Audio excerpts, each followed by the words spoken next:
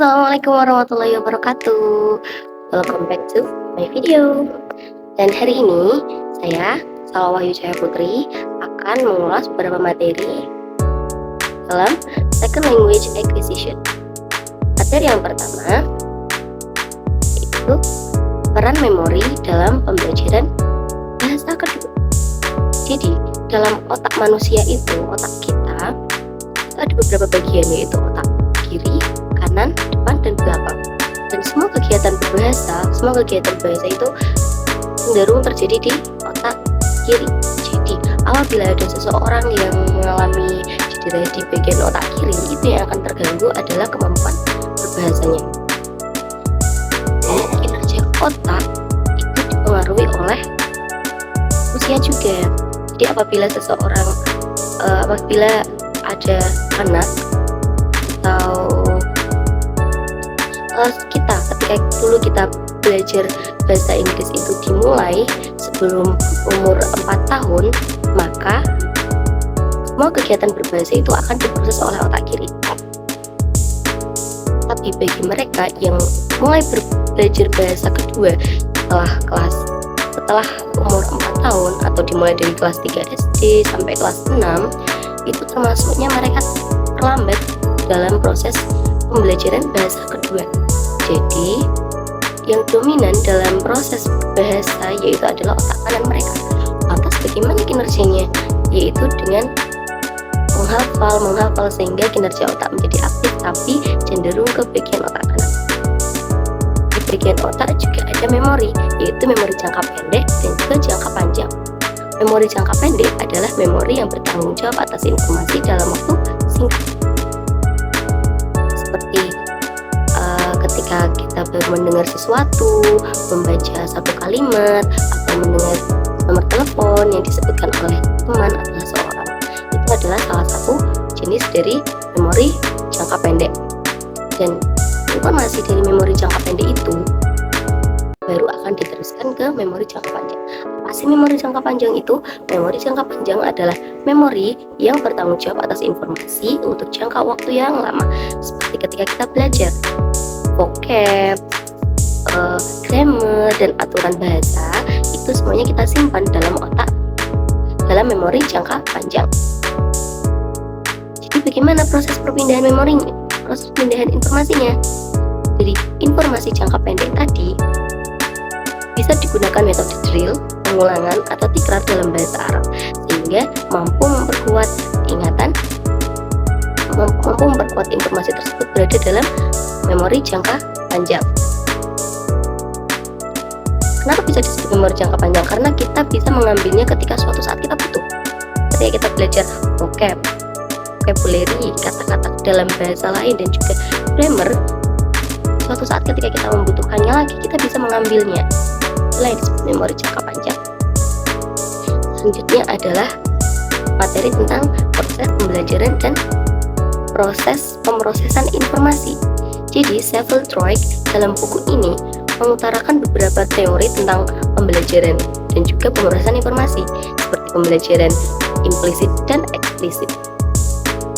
Jadi teori ini berfungsi bagi pembelajar bahasa kedua seperti saya, kalian, dan semua orang yang sedang belajar tentang bahasa kedua mampu menginternalisasikan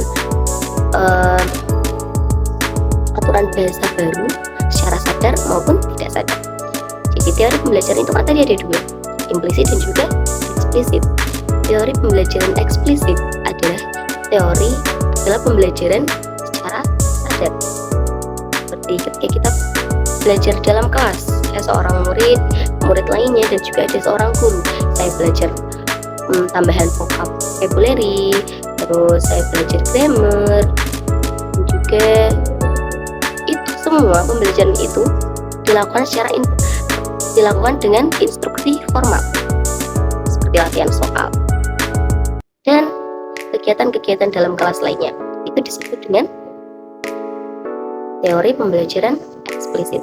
Sedangkan teori pembelajaran implisit adalah pembelajaran secara tidak sadar, seperti dengan paparan kegiatan setiap hari, kosakata yang kita terima setiap hari, atau ketika kita sedang menonton film atau mendengarkan lagu dengan bahasa yang sedang ingin kita pelajari, secara tidak sadar kosakata baru atau kalimat-kalimat baru yang ada di lagu dan film tersebut, kita menerimanya.